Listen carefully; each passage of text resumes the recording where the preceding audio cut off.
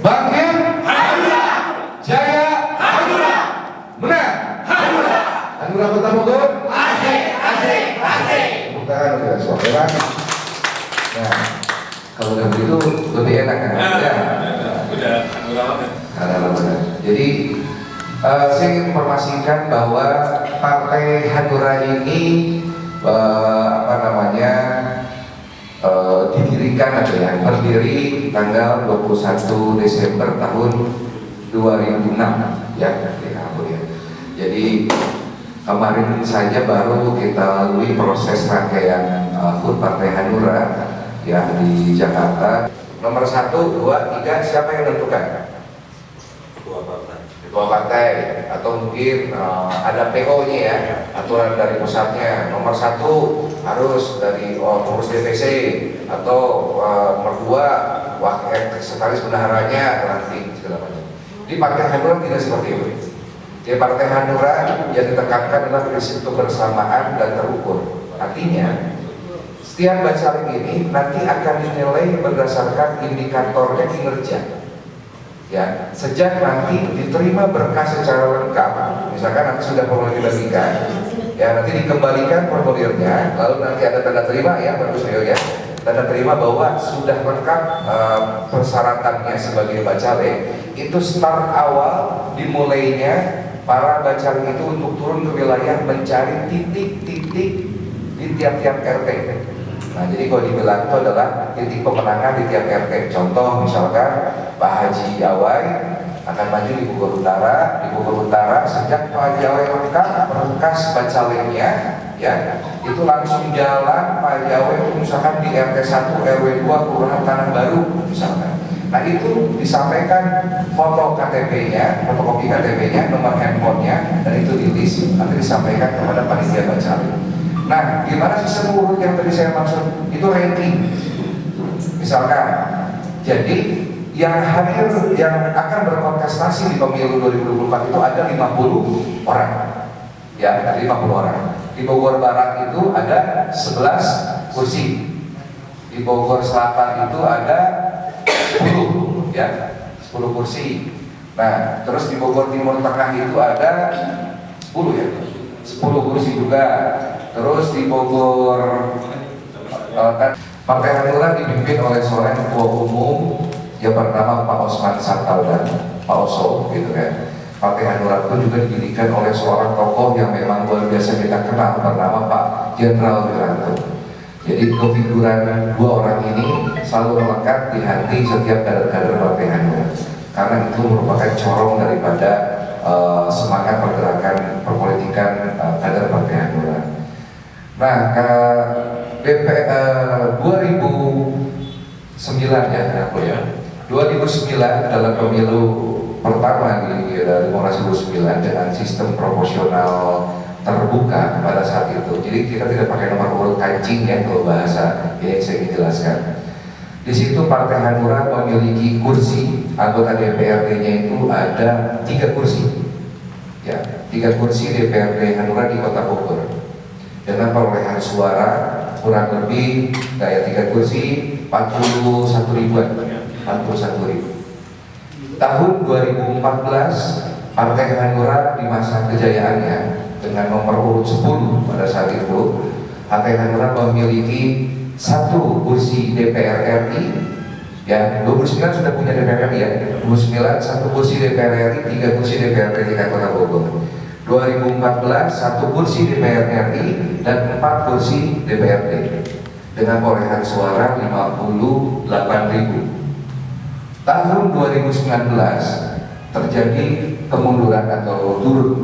Partai Hanura tidak memiliki DPR RI dan hanya ada 1 kursi DPRD tingkat kota, yaitu sisa tinggal saya sendiri dengan perolehan suara 23.000 suara di Kota Bogor.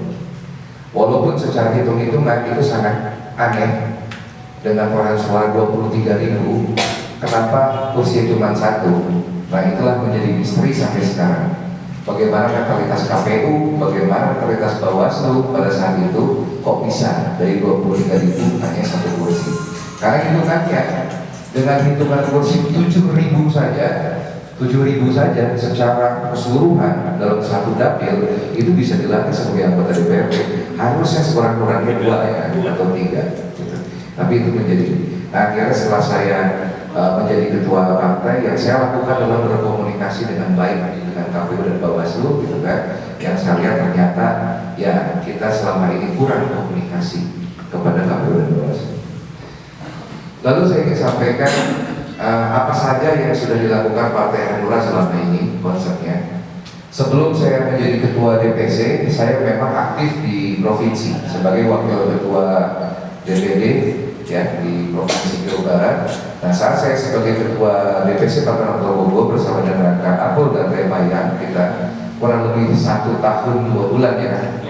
Lalu 1 tahun 2 bulan kita langsung melakukan suatu perombakan pengurus baik di tatanan pengurus DPC, PAC maupun Ranking.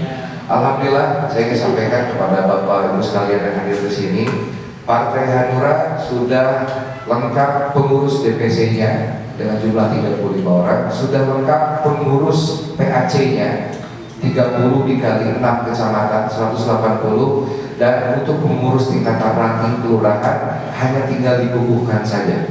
Jadi kalau bicara 68 kelurahan itu sudah 100% terkumpul simpul-simpulnya, namun tinggal dikukuhkan dan dilantik saja. Artinya jangan khawatir untuk Bapak Ibu sekalian yang nanti akan maju turun baik itu di dapil Bogor Barat, Bogor Tengah Timur, Bogor Selatan, Bogor Utara, Tanah Sareal. Nah, insya Allah di situ simpul-simpul Partai Hanura sudah berjalan. Dan dalam 1 tahun perjalanan saya memegang Partai Hanura di Kota Bogor, kita sudah melakukan beberapa reformasi birokrasi maupun inovasi kegiatan-kegiatan yang memang sebelumnya tidak dilakukan di Partai Hanura. Salah satunya adalah dengan akselerasi penembusan, contoh di bidang pendidikan dulu ya. Di bidang pendidikan kita sudah berhasil menembuskan kurang lebih 49 ijazah SMA, SMK tertunggal 49 kurang lebih. Itu pun juga di akhir tahun kemarin. Jadi kita tidak full 1 tahun. Untuk SMP yang tertunggal ijazahnya kurang lebih ada 30-an. Terus juga di bidang kesehatan, alhamdulillah kita juga dengan kolaborasi di sini salah satu wakil ketua DPC bidang kesehatan ada Teivo di sini dalam hal memang pelayanan penebusan atau perbantuan ya penyelesaian BPJS yang tertunggak menjadi PBI. Itu memang data yang saya masuk itu masih 800 ya, masih ya 800. Mudah-mudahan terus bertambah, luar biasa akselerasinya. Dan ini pun juga selain daripada BPJS yang diperbantukan pelayanan kesehatan di rumah sakit, RSUD atau rumah sakit lain yang katanya pelayanan kadang-kadang menunggu lama, ya ternyata indeks of happiness masyarakat terutama yang akan dirawat itu menjadi bahagia karena diperbantukan oleh perbantuan darurat. Kita pun juga ada ambulans yang memang disampaikan pada masyarakat gitu kan, dan layanan 24 jam. Ada juga wakil ketua bidang penanggulangan bencana di sana ada ini. Terus di sektor kebudayaan ya, di sektor kebudayaan dan juga seni gitu ya, ada musik budaya. Di sini pun juga concern banyak sekali kolaborasi terutama dalam hal pergerakan di sini dan TIK Kartika luar biasa. Dengan TIK sebagai apa ya, penggiat seni. Kalau dibilang artis karena TIK nggak mau gitu ya. Kalau saya bilang ya, pelaku seni, influencer ya luar biasa. Dengan hadirnya TIK di Partai Hanura memberikan warna yang baru. Sampai saking hadirnya TIK ke Partai Hanura, ternyata wakil wali kota Bogor Kandil Rahim pun menjadi cinta dengan Hanura. Ya, dan saya ingin sampaikan bahwa Pak Wakil Wali Kota Kandil Rahim siap bersama seluruh bacalek Partai Hanura dan siap turun langsung ke masyarakat jika memang ada undangan dari Bapak Ibu sekalian. Artinya kita sudah memiliki aset-aset tadi ya, memiliki aset-aset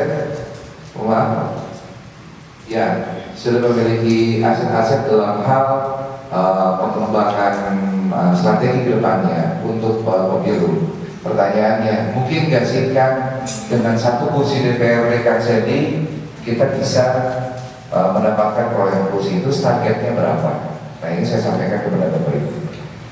Target Partai Hanura Kota Bogor itu adalah 6 kursi DPRD. Wah, jauh banget kan, dari 1 jadi 6. Mungkin nggak? Kenapa tidak mungkin? Kalau kita dengan strategi dan dengan kebersamaan yang solid, kompak, ya kan, dengan aset yang ada, dan ditambah lagi, saya selaku ketua DPC tidak akan bersaing dengan Bapak Ibu sekalian. Saya sebagai ketua DPC, saya akan maju sebagai anggota DPR RI di tingkat pusat dan siap tandem dengan siapapun yang hadir di sini. Artinya, kalau Bapak Ibu memang Anda tandemkan, saya maunya bawa DPR RI lain, itu maka lebih bagus. Kalau saya membuka kebersamaan dengan demokrasi yang ada sekarang ini, siapapun yang mau tandem dengan saya DPR RI siap. Gitu. Karena kenapa? Ya, kita perlu keseriusan, perjuangan, tenaga, waktu, pikiran, materi, bahwa semuanya masih akan kita lakukan untuk totalitas di sini.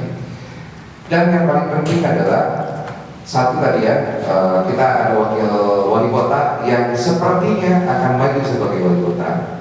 Dan beliau sampaikan kalau kita 6 kursi, dipastikan kita akan menghubungkan musuh di sana. Karena tidak mungkin wakil wali kota sekarang ini kan Pak Firly tidak punya partai, ya tidak berpartai. Namun beliau tidak segan-segan untuk mengatakan beliau adalah bagian dari keluarga besar Partai Hanura. Gitu. Jadi simbol politis gitu ya. Terus yang kedua, saya maju sebagai DPR RI. Dan mungkin juga nanti ada caleg provinsi ya yang akan maju gitu kan.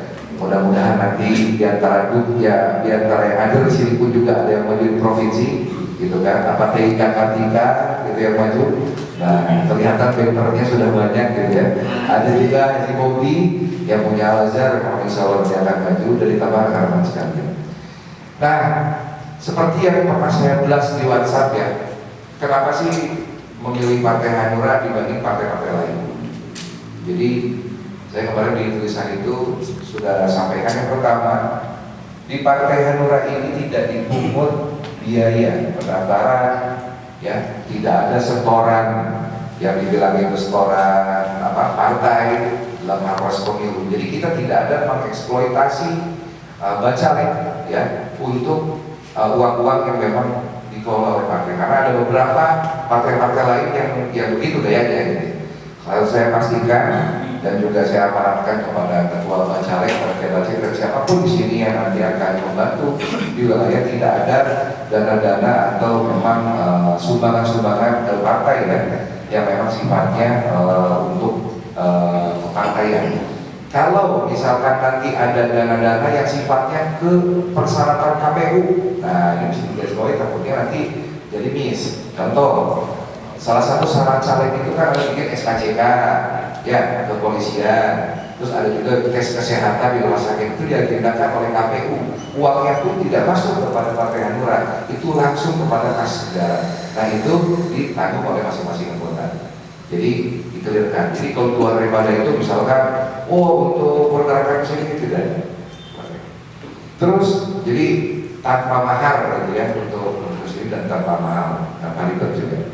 Yang kedua, kita pun juga tidak membedakan suku, agama, ras, latar belakang ekonomi. Misalkan, kalau masuk ke jadi bacalek Hanura Pak, minimal di ATM udah ada 100 juta, misalnya gitu ya.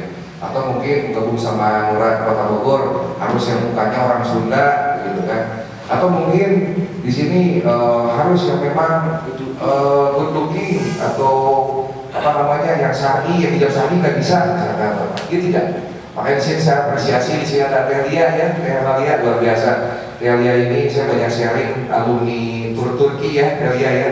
Gitu di sini dengan cadarnya beliau, tapi nanti akan cerita Telia itu kenapa pakai cadar ya. Banyak manfaatnya ternyata. Mungkin Trivo bisa benar nanti pakai cadar.